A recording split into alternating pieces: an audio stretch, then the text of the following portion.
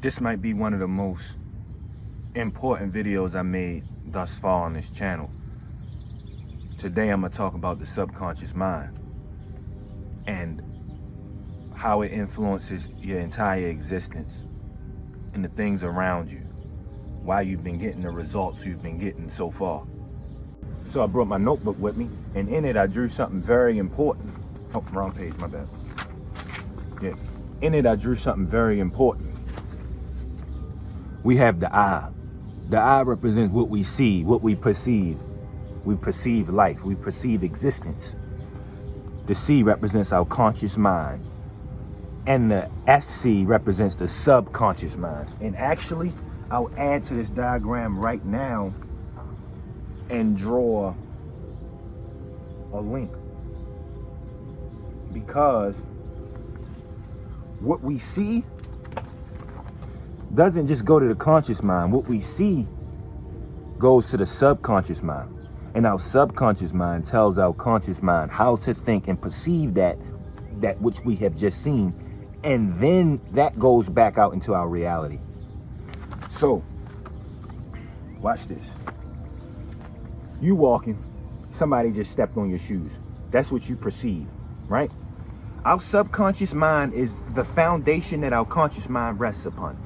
Our subconscious mind tells us how our conscious mind should think. It's the root that the conscious mind comes from.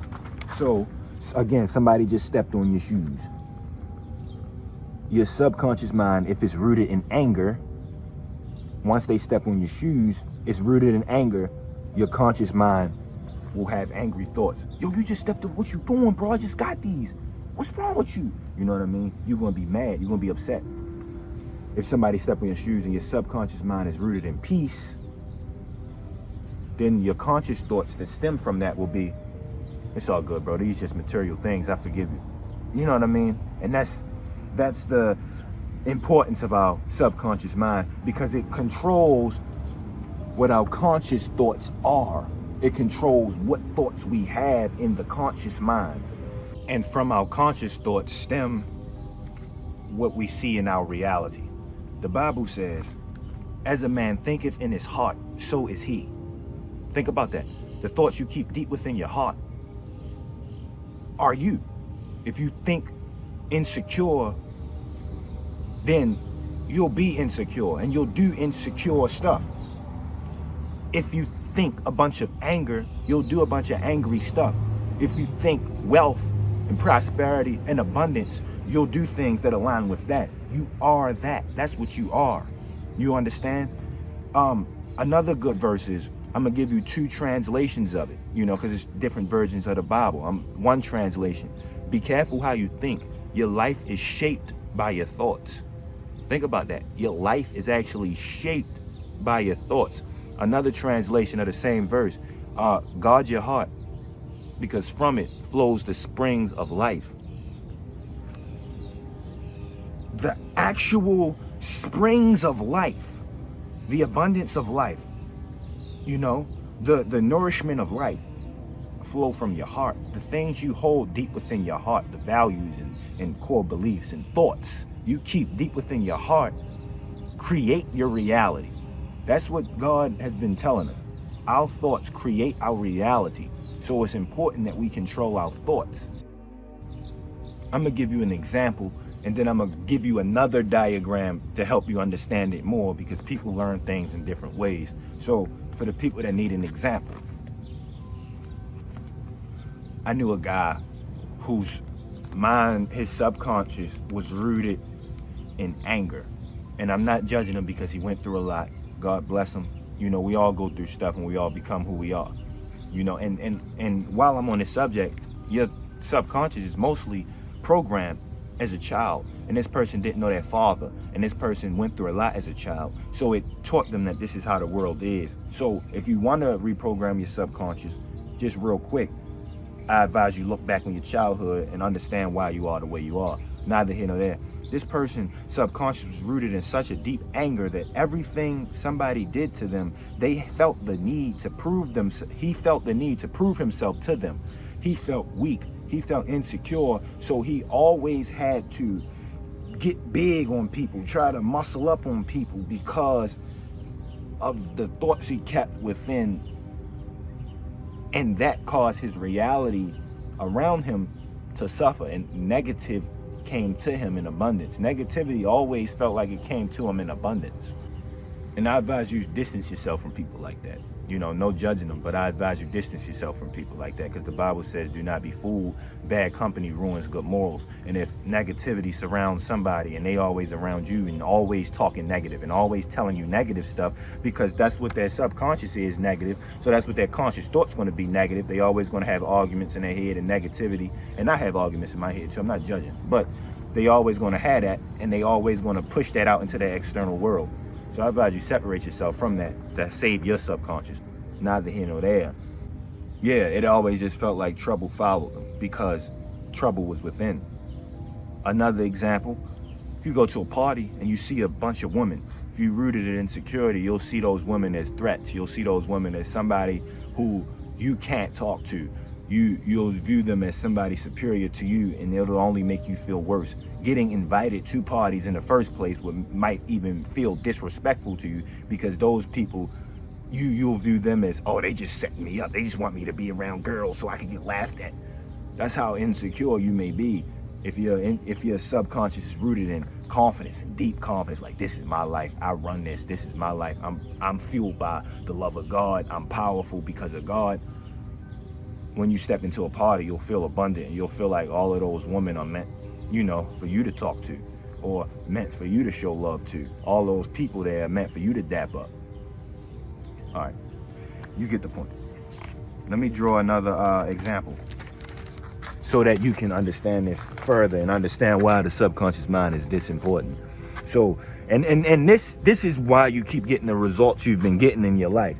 So just say, this right here is, no, it's not a pile of shit. No, it's dirt.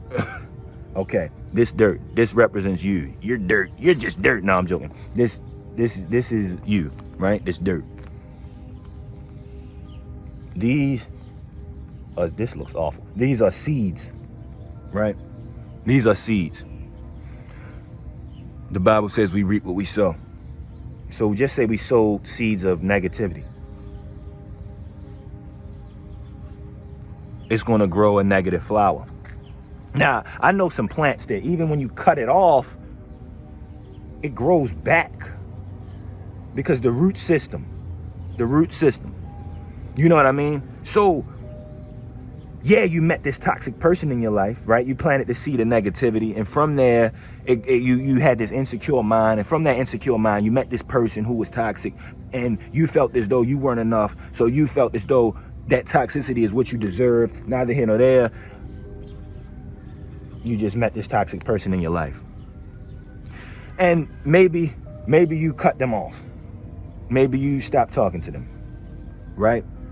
But that seed's still there in the subconscious mind. That insecurity still exists. You know what I mean? And I'll even argue they made you more insecure. So that root system grew even deeper. Now you got them deep ass roots in you. You know what I mean? And from there, abundance of negativity. You meeting another toxic person. Oh man, life ain't nothing. You cut them off. Why can't I meet a good guy? Why can't I meet nobody worth nothing? Another one. Because the root system is still growing and still there. You know what I mean? You need to replace the seeds. This looks terrible. I mean, this looks like schizophrenia on paper. All right, let me get a clean one. What you need to do is remove the seeds. Remove the seeds. Above all else, guard your heart, because from it flows the spring of life. You need to guard your heart.